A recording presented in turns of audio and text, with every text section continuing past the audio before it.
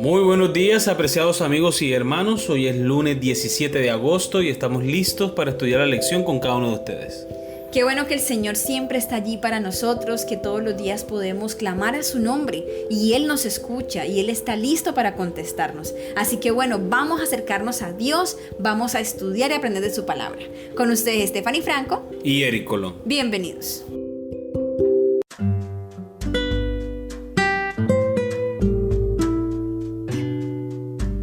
¿Cómo trataba Jesús a las personas? El título de la lección para el día de hoy. El objetivo de Jesús era extraer lo mejor de las personas. Incluso cuando las circunstancias eran inusualmente desafiantes, Él respondía de buena manera. El Evangelio de Lucas registra que todos estaban maravillados de las palabras de gracia que salían de su boca, como está en Lucas capítulo 4 versículo 22.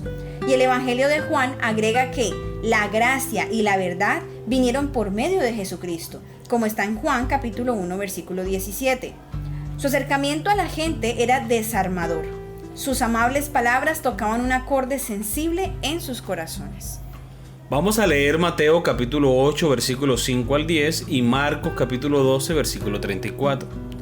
¿Qué palabras llenas de esperanza habló Jesús a dos personas inusuales, un centurión romano y un escriba judío? Mateo capítulo 8 versículos 5 al 10. Entrando Jesús en Capernaum, vino a él un centurión rogándole y diciendo: Señor, mi criado está postrado en casa, paralítico, gravemente atormentado. Y Jesús le dijo: Yo iré y le sanaré. Respondió el centurión y dijo: Señor, no soy digno de que entres bajo mi techo. Solamente di la palabra y mi criado sanará. Porque también yo soy hombre bajo autoridad, y tengo bajo mis órdenes soldados, y digo a este: ve y va, y a otro: ven y viene, y a mi siervo: haz esto, y lo hace. Al oírlo Jesús se maravilló, y dijo a los que le seguían: de cierto os digo, que ni aun en Israel he hallado tanta fe. Marcos capítulo 12 versículo 34. Jesús entonces, viendo que había respondido sabiamente, le dijo: no estás lejos del reino de Dios. Y ya ninguno osaba preguntarle. Muy bien, recordemos la pregunta. ¿Qué palabras llenas de esperanza habló Jesús a dos personas inusuales, un centurión romano y un escriba judío? Dios se maravilló, y eso no pasaba con mucha frecuencia, porque en Israel, donde se supone que las personas debían aceptar al Mesías, donde las personas debían tener una fe genuina, el Señor no encontró eso. Pocas personas en Israel tenían una fe como la del centurión y como la de este hombre que respondió de acuerdo a las Escrituras a Jesús. De verdad es una fe increíble. Como dice, no simplemente di las palabras. Jesús exalta, Jesús reconoce la fe en las palabras de este hombre y efectivamente dice las palabras y el milagro se efectúa. La misma fe nosotros debemos tener en nuestros corazones, creer, porque no hay razones para dudar, porque Dios siempre escucha y además contesta las oraciones. Por eso es tan importante lo que Dios ha hecho en el pasado, que siempre tengamos en mente que si ya lo ha hecho antes, ¿por qué no lo puede hacer ahora? Si el Señor abrió el mar rojo para que cruzara a su pueblo, ¿por qué no puede hacer ahora grandes cosas en mi vida y ayudarme a enfrentar o a pasar tal dificultad? Recordemos que Dios obrará el milagro por sus méritos, no por los nuestros. Así es. Porque nosotros no tenemos ninguno, ni somos dignos de ese milagro o de esa bondad de Dios. El Señor lo hace por su amor y por su misericordia, porque Él nos amó y porque está dispuesto a salvarnos y a ayudarnos en todos los aspectos de nuestra vida. Amén.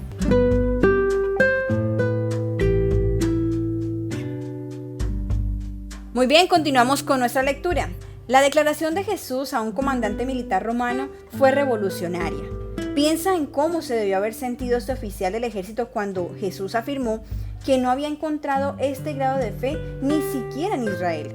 Piensa también en los pensamientos del escriba judío cuando Jesús dijo: no estás lejos del reino de Dios. Jesús tenía la capacidad de obtener lo mejor de las personas. Hay pocas cosas más eficaces que un cumplido para abrir los corazones al Evangelio. Busca lo bueno en las personas que están a tu alrededor y hazles saber que las aprecias. Vamos a comparar Isaías capítulo 42 versículo 3, Colosenses capítulo 4 versículos 5 y 6 y Efesios capítulo 4 versículo 15. ¿Qué principios vitales nos enseñan estos textos sobre compartir nuestra fe con los demás y sobre nuestra relación con ellos? No quebrará la caña cascada, ni apagará el pábilo que humeare. Por medio de la verdad traerá justicia. Colosenses capítulo 4 versículos 5 al 6. Andad sabiamente para con los de afuera, redimiendo el tiempo. Sea vuestra palabra siempre con gracia, sazonada con sal, para que sepáis cómo debéis responder a cada uno.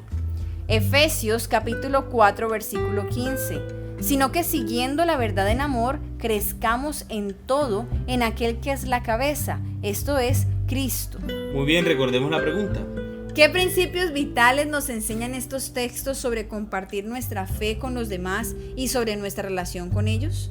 La palabra de Dios nos está invitando a que tengamos una relación cordial con las demás personas, donde podamos utilizar palabras que edifiquen, palabras que agraden, palabras que tengan un contenido de amor, que tengan un contenido de aceptación, que nosotros podamos comunicar el mensaje de salvación, no simplemente con nuestras palabras, sino también con nuestro ejemplo, con nuestro testimonio, con nuestro servicio, que es lo que más impacta la vida de las personas. Amén.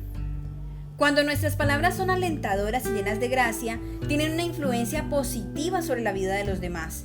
Las palabras proféticas de Isaías revelan que Jesús no quebrará la caña cascada ni apagará el pábilo que humeare. En otras palabras, Jesús fue tan compasivo que tuvo cuidado de no herir innecesariamente a alguien que acababa de llegar a la fe, ni apagar aún las brasas más pequeñas de fe en sus corazones.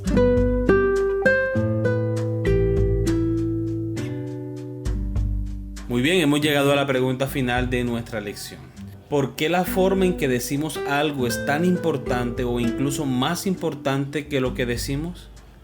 ¿Cómo reaccionas a esta afirmación? La verdad es verdad y la gente debe tomarla o dejarla. ¿Qué tiene de malo esta afirmación verdadera? Muy bien, es importante que siempre que vamos a decir algo, entendamos que se debe decir dependiendo de quién lo esté escuchando. Debemos siempre pensar en quién es nuestra audiencia, quién es la persona con la que vamos a hablar. No es lo mismo que yo le hable a un niño, por ejemplo, a que le hable a un adulto. O no es lo mismo que yo diga una verdad que es dura a simplemente una afirmación cualquiera que yo quiera hacerle a alguien. O no es lo mismo hacer una crítica constructiva a hacer un elogio. Yo creo que la clave fundamental es siempre ponernos en el lugar de la otra persona. Por ejemplo, supongamos que hay un cristiano que lleva 25 años, 30 años creyendo lo que enseña la Biblia de una manera muy distinta a lo que verdaderamente enseña. Le vamos a enseñar la verdad a esta persona sin amor, sin tacto, hiriendo tal vez sus sentimientos, poniendo en conflicto todos sus conocimientos de la palabra de Dios, porque ahora se entera de que las cosas no eran como ella creía o como se la habían enseñado. Debemos ser muy cuidadosos para no dañar el corazón de las personas, para que no pierdan la fe en la palabra de Dios. Hay una frase que viene a mi mente que dice que la verdad sin tacto es crueldad y el tacto sin verdad es hipocresía. Así que debemos tener muy en cuenta la forma como decimos las cosas. No porque sea la verdad tenemos que decirla escuetamente, sin tacto, sin amor. No, debemos ser cuidadosos, así como Cristo Jesús con amor revelaba la verdad a las personas. Nosotros también debemos hacerlo en el amor del Señor. Por eso es tan importante, amor, que como cristianos empecemos a tomar una actitud diferente. En ocasiones he escuchado personas, amor, tal vez tú también has escuchado, que dicen, es que yo soy así.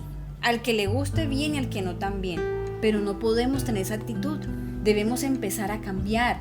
Debemos dejar que Jesús nos transforme. Nosotros somos la sal de la tierra, la luz que el Señor ha mandado para que ilumine el mundo. Y si nosotros deseamos poder ayudar a otros, debemos empezar por ganar sus corazones, ganar ese amor que hay en otras personas, que la gente sepa que queremos hacerles bien, que no vamos en contra de ellos, sino que antes al contrario buscamos su salvación.